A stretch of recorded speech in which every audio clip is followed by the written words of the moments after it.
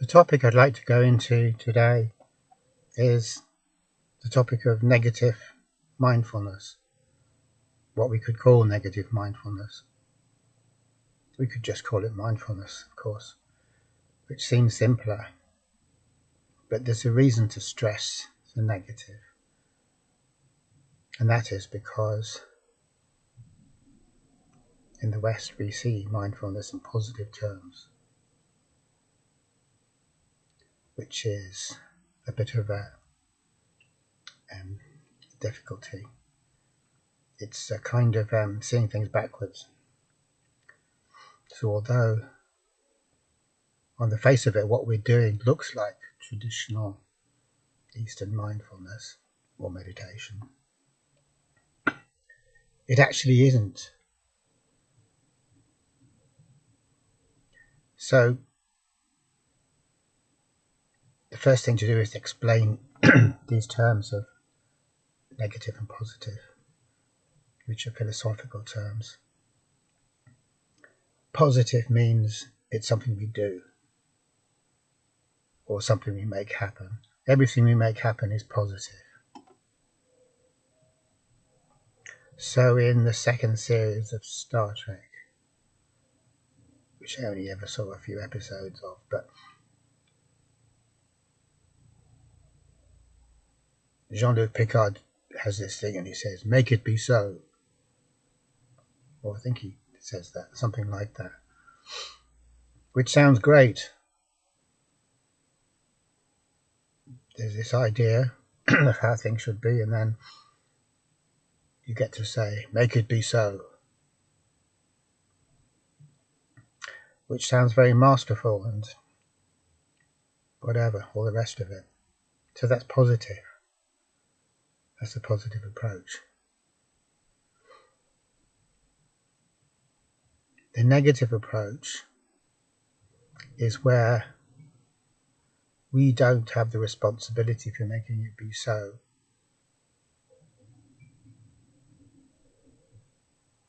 So we hand over responsibility and it can be so, but not at our say-so. We don't instigate it and we don't see it through. We don't have responsibility for making that thing happen. And naturally we shy away from this and we look at it with great suspicion in the West, because we kind of know that when someone isn't taking responsibility, or that kind of evil and neglect and all sorts of things creep in.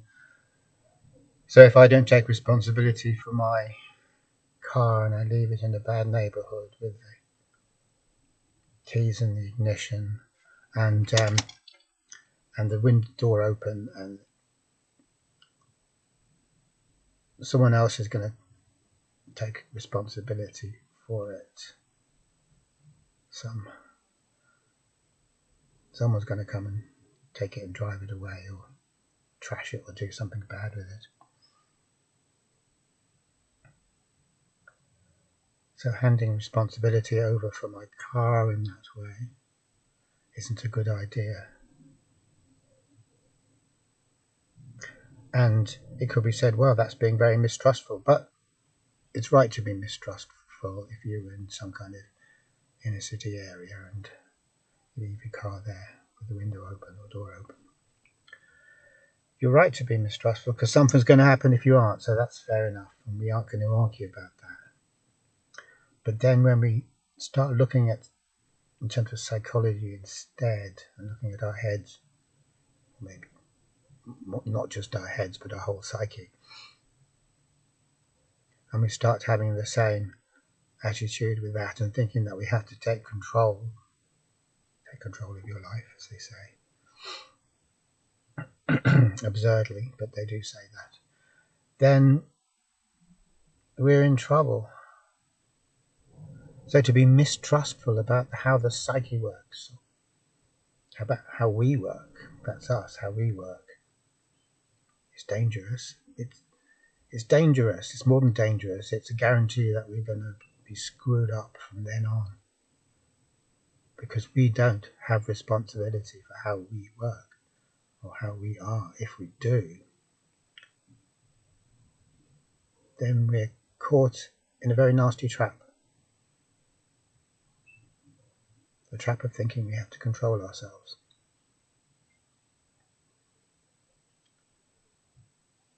So the good thing then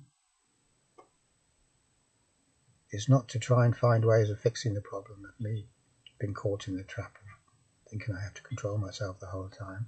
But the good thing then is to take a step back and get out of my own way. Stop interfering, for God's sake. No interference. Just get out of my own way and everything will be fine. The psyche runs itself, in other words.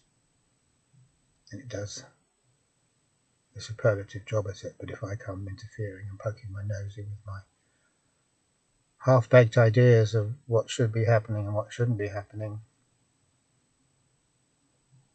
then we're heading for a kind of crash. We're heading for a pile-up on the motorway. We're heading for a disaster. So that's kind of hubris, really. The ego is very prone to hubris, particularly when it gets educated and thinks it gets this bizarre notion that it knows something, that it knows what's going on, which in terms of the psyche it doesn't. Because as Jung says, the rational ego, that part of us that wants to be in control and thinks it needs to be in control, is a very tiny part of the psyche that has a very particular job. It certainly doesn't have the job of turning around and being the master of everything, like some deranged dictator.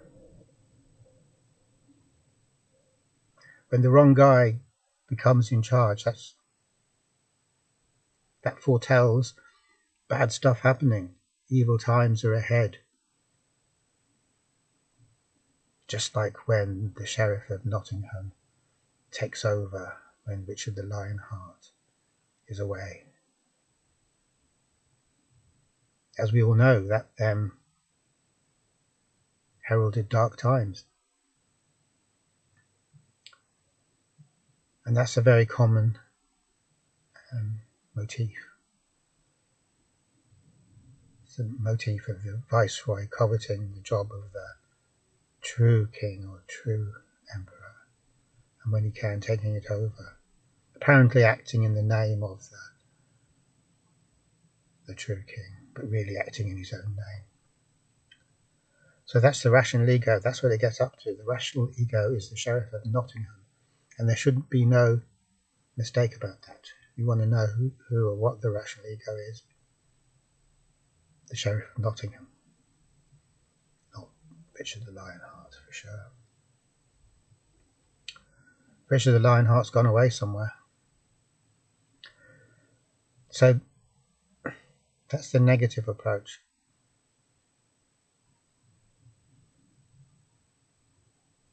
We know we're not the master, which makes sense really, because we don't understand anything of anything really.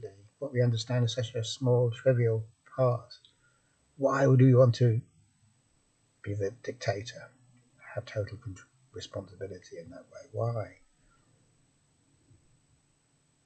Isn't it better just to do our job and do it well, without this inflationary business setting in? So, bringing this back to mindfulness, in mindfulness we have the notion that it's something we do, and that we do this, this, this and this. And then the proper result comes about, which is that we become more peaceful or more centered or less anxious, or in touch with our feelings, in touch with stillness, or whatever you'd like to say. And when we're starting off practicing, that is indeed it, because we have to start off somewhere, and we have to start off positively, because positively is all we understand, so we do the things.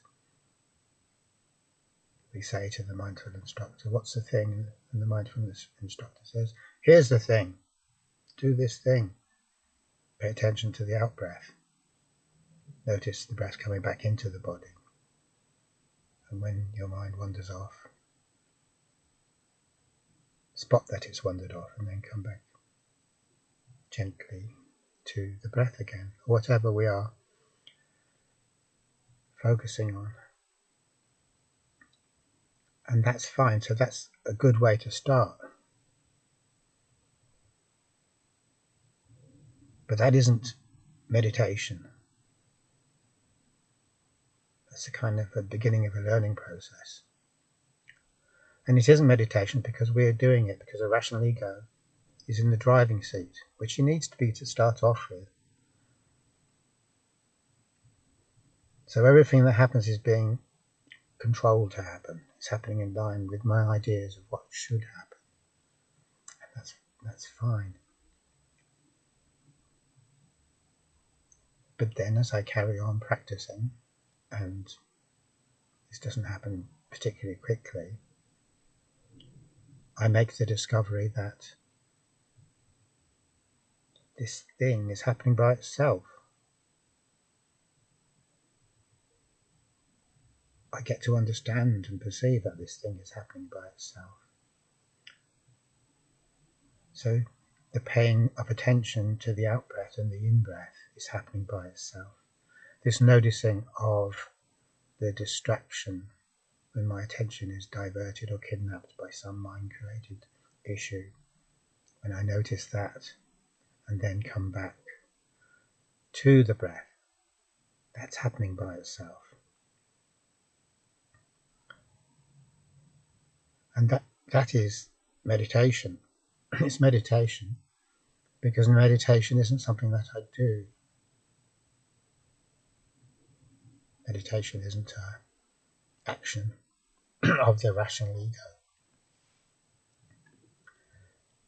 Everything the rational ego does is simply the rational ego. And in meditation, the freedom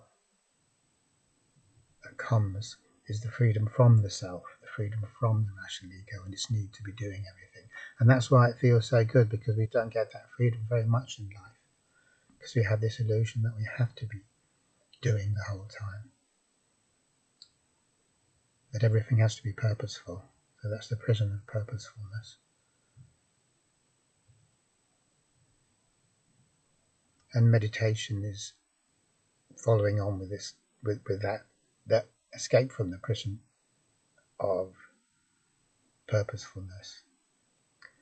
Only it isn't escapism, because we could say, oh, but that's escapism because you escape it.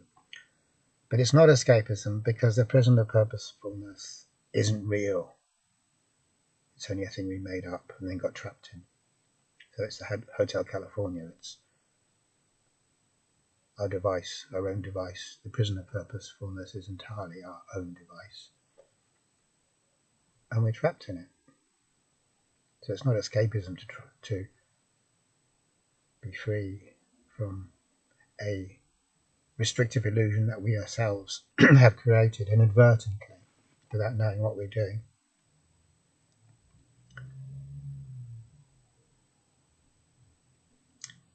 So the negative aspect of meditation is something that will become apparent to us in time.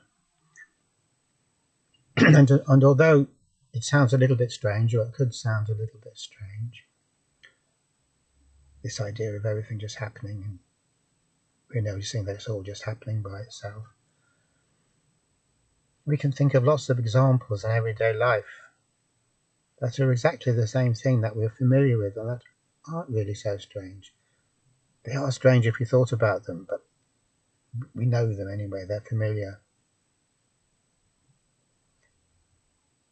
One example would be playing a musical instrument, where we've gone beyond mere competency. So we're competent for sure, but we're going beyond mere competency. And such is our engagement, such is our passion, that we find if it's a piano, say, we find our fingers flying over the keys by themselves, as it were. We're doing it, but there's no part of us saying, oh yeah, now press this key, now press that key.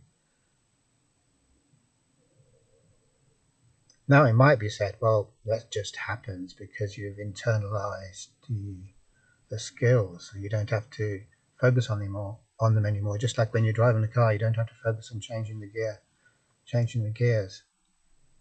But that can't be true, because if it was true, imagine playing music automatically in that way. I mean, of course you could, but it wouldn't sound very good. You might as well get a piano playing machine or something like that. The human element is gone. So the whole point of when someone has gone beyond the merely competent in terms of playing music is that there is this ingredient that comes there, the passion comes through, the spontaneity comes through. We've gone beyond the mind. We've gone beyond the rational controlling ego. And that's where all good stuff comes from. That's where all creativity comes from. Creativity doesn't come from the controlling rational ego.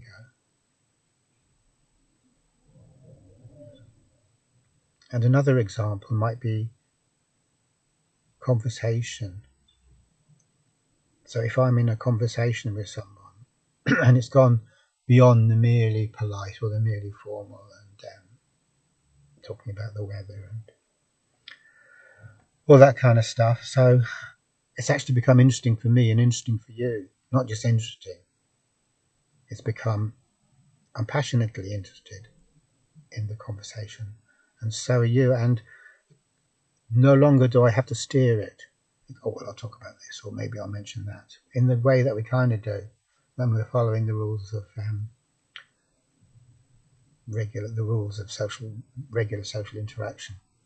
All of a sudden, I find myself saying things without knowing that I was going to say it. And if I'm saying things without knowing that I'm going to say it, that obviously means I didn't plan to say it.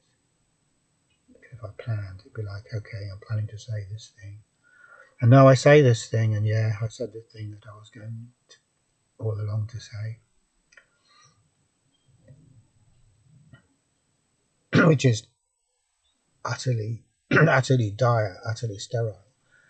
But instead, I'm saying stuff and I never knew I was going to say it. And it's interesting to me on that basis, because I didn't plan it, because it wasn't intended.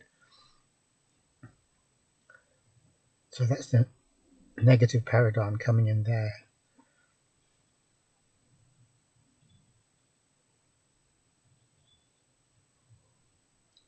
And again, if we play the devil's advocate, we could just say, oh, but that's not that interesting really. That just means it's your unconscious. You're unconsciously meaning to say it, and then you say it, but you don't know you unconsciously meant to say it, so it seems like a surprise.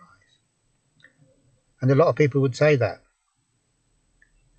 because culturally we hate the whole idea of spontaneity, genuine spontaneity. We hate it because we can't understand it. We hate it. We'd rather explain it away. And to a large extent, neurobiology and a lot of the life sciences have become attempts to explain stuff away. It's nothing but. And that's not really scientific at all. In the mainstream of science, the idea that some things can be totally surprising and that there was no secret rule-based process that produced them has been accepted. It's been accepted since the 1980s. That's what complexity theory and chaos theory are all about. There really is such a thing as processes producing stuff that no one can tell in advance what they're going to produce. That's a very basic part of nature. We didn't used to think it was so, scientifically speaking, 100 years ago, but now we know it is. And it's true in terms of physical processes, and it's also true in terms of psychological processes. if it were the case that we were having a discussion, a genuinely fascinating discussion, and it was all the result of being unconsciously prompted to follow out some program, that would not be interesting, to use the same argument that I used before. It would not be interesting.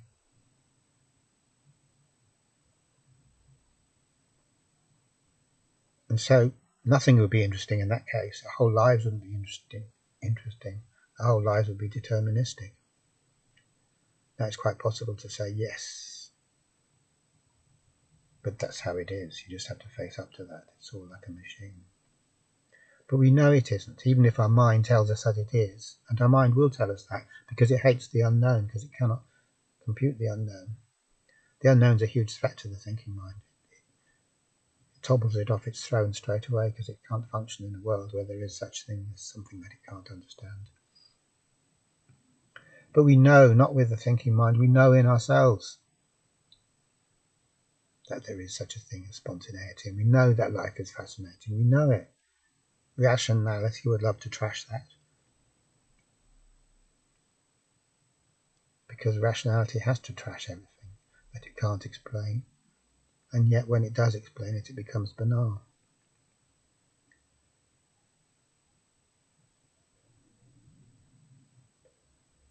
So in meditation and in mindfulness, this same principle is revealed in such a way that we are more able to notice it, because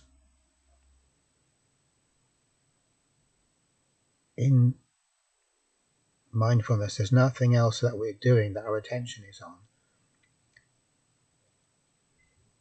and so we notice things happening by themselves. I notice my breathing happening all by itself. I notice myself paying attention to that breathing, and I notice that process of paying attention happening all by itself.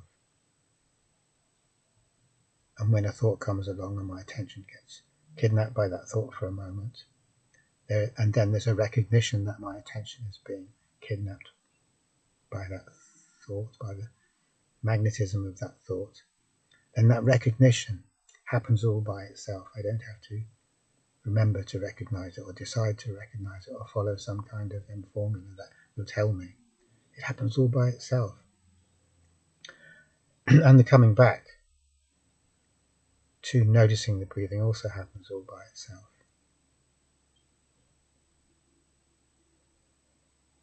So that is negative mindfulness. It's mindfulness where I'm not doing anything at all or trying to make anything happen. And I'm aware that by not trying to make anything happen and jinxing everything that way, that's how come it is happening. That's why it's able to happen.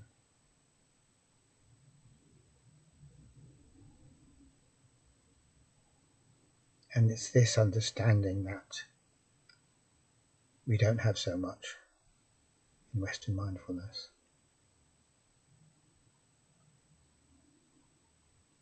And we can tell we don't have it because of the way we talk. We talk about mindfulness as a tool, which means that it's something we use to get a result that we want. So we're in the driving seat. And we talk about self-compassion in the same way, so that in compassion-focused therapy, the answer is compassion. Compassion is our tool that we bring to bear to stop all the negative thinking or the self-recrimination or the self-hatred. But that's not something that we can make happen. We can't make compassion happen. It can't be our tool. Okay, thanks for watching.